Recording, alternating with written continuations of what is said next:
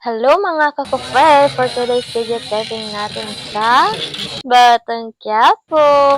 Ayan, kung gusto nyong malaman ang mga ginagawa ko sa taping, tapusin niyo ang video na ito. So yun guys, ang ating goal nga pala ay as monitoring staff, pero gagamitin rin tayo as recycle crowd. Ayan.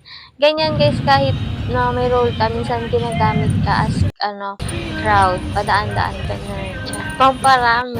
Kaya masanay na kayo guys pag pinasok nyo itong pag-taping.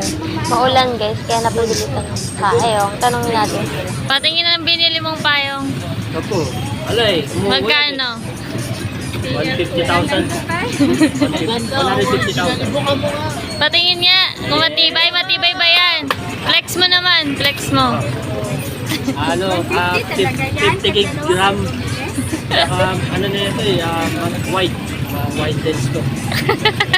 Saka yung storage nito. Check out na. Oh, check out na. Check out na.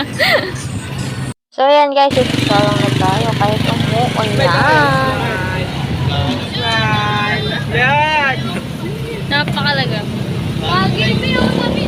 Ito na nga yung mga artista guys. Hindi ko sila masyadong kilala kasi alam niyo na, ang dami ng mga bagong artista. Grabe, ang daming tao guys. Ayan, nasa likod namin. Yung iba mga pasaway. Sinabi na dyan lang at huwag nang babanda dito sa kalsada. Mga makukulit.